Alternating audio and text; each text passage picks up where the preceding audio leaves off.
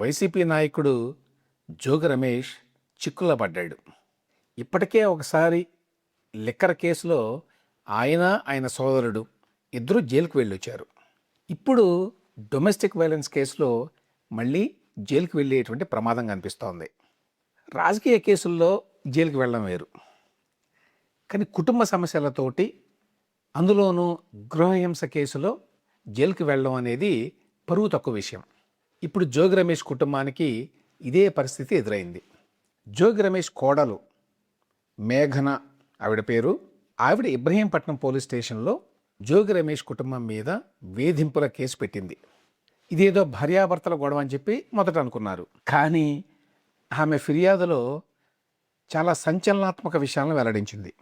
First point ఏమిటంటే, తన భర్త రాజీవ్తో పాటు మామ జోగి రమేష్, ఇతర కుటుంబ సభ్యులు వీళ్ళందరూ తన మీద 3 సార్లు హత్యాయత్నానికి పాల్పడ్డారు అని చెప్పి ఆరోపించింది. ఒకసారేమో గోవా పర్యటనలోనట, మరొక 2 సార్లు ఇంట్లోనట. దీంతో వరకట్నం వేధింపులతో పాటు హత్యాయత్నం సెక్షన్లో కూడా పోలీసులు ఇప్పుడు పెట్టారు. ఇక ఆమె చేసినటువంటి ఇతర ఆరోపణలు ఈ జోగి రమేష్ని అటు వ్యక్తిగతంగా ఇటు రాజకీయంగా చాలా ఇబ్బంది పెట్టేవిగా ఉన్నాయి. ఫస్ట్ ఆవిడ చేసిన ఆరోపణ ఏంటంటే, జోగి రమేష్ కొడుకు, తన భర్త రాజీవ్ అతని పేరు, అతను వైవాహిక జీవితానికి పనికిరాడని తెలిసి కూడా ఈ పెళ్లి చేశారు అని చెప్పి ఈవిడ ఆరోపిస్తోంది. రెండవ సెన్సేషనల్ ఎలిగేషన్ ఆవిడ చేసింది ఏంటంటే, జోగి రమేష్ కుటుంబం క్రైస్తవంలోకి మారిందట. ఆ విషయాన్ని దాచిపెట్టి తమ పెళ్లి చేశారు. పెళ్లిలో హిందూ దేవతల ఫొటోస్ అన్నీ పెట్టారు, కానీ పెళ్ళి అయిపోయిన వెంటనే మొత్తం అన్నిటిని తొలగించారు. తర్వాత తెలిసింది నాకు క్రైస్తవంలోకి మారారు అని. కానీ ఈ విషయాన్ని దాచిపెట్టారు. నన్ను కూడా బెదిరించారు, మీ తల్లిదండ్రులకి ఈ విషయం చెప్పొద్దని అని కూడా ఫిర్యాదులో రాసింది ఆవిడ. ఇంకొక ఆరోపణ ఏం చేసిందంటే, నన్ను మాత్రం 3వ అంతస్తులో పెట్టారు, అక్కడ నేను నా గదిలో పొద్దున్నే పూజ చేసుకుందామని చెప్పి అగరబత్తి వెలిగిస్తే ఇంట్లో శవాల కంప కొడుతోంది అని చెప్పి హేళనగా మాట్లాడేవాళ్ళు అని కూడా రాసింది. ఇందులో విషాదం ఏంటంటే, ఈ జోగి రమేష్ గారి ఇంట్లో ఈ పెళ్లి జరిగి ఏడాది అయింది. 2025 మే 28 సూర్యాపేటలో జరిగింది.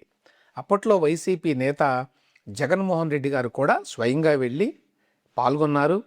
ఈ కొత్త దంపతులను ఆశీర్వదించారు. సో ఏడాది లోపలే ఈ పెళ్లిలో ఇన్ని సమస్యలు వచ్చినాయి. ఇప్పుడు ఆవిడ కేసు కూడా పెట్టింది.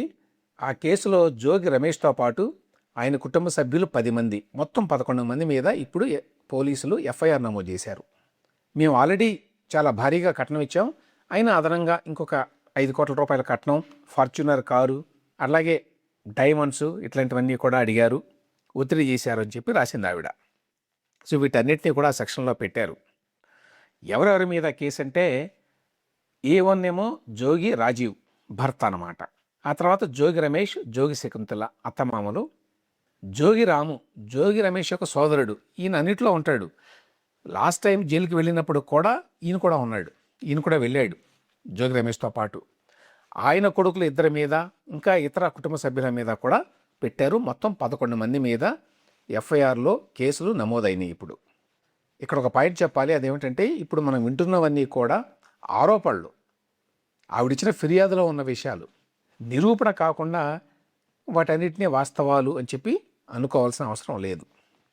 కాకపోతే ఇటువంటి వ్యవహారాల్లో అర్థం కాని విషయం ఏంటంటే, ఒకవేళ భార్యాభర్తలకు పడకపోతే ఆ విషయాన్ని వెంటనే గ్రహించి చట్ట ప్రకారం విడాకులు తీసుకోవచ్చు కదా.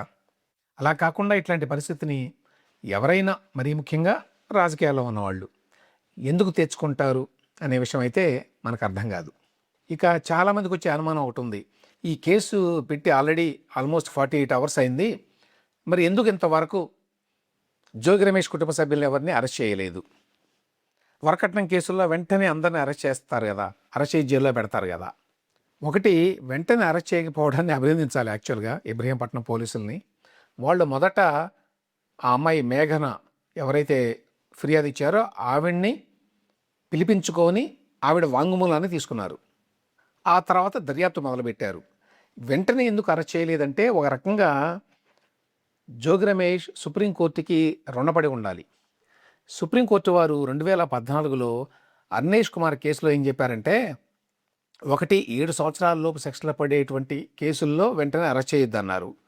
2 ఈ డొమెస్టిక్ వైలెన్స్ కేసుల్లో గతంలో దీన్నొక బ్లాక్మెయిల్ టెక్నిక్గా ఉపయోగించి అటు పెళ్లి కూతురు తరఫు వాళ్ళు ఇటు పోలీసులు కూడా ఈ అరెస్టుల ద్వారా భయభ్రాంతులకు గురి చేస్తున్నారు అందరినీ అని చెప్పి సుప్రీంకోర్టు ఏం చెప్పిందంటే, వెంటనే అరెస్ట్ చేయవద్దు ఇటువంటి కేసుల్లో, 60 రోజులు కూలింగ్ ఆఫ్ పీరియడ్ అని చెప్పారు అప్పట్లో. 60 రోజుల పాటు మీరు అన్ని ఇన్వెస్టిగేషన్ చేయండి, లేదు ఇందులో ఖచ్చితంగా అరెస్ట్ చేయాల్సిన అవసరం ఉంది అంటే అప్పుడు అరెస్ట్ చేయండి అన్నారు. సో ఈ లోపల ముందు జోగి రమేష్ కుటుంబ సభ్యులకి నోటీసులు ఇస్తారు. నోటీసులు ఇచ్చి ప్రశ్నిస్తారు అందరినీ.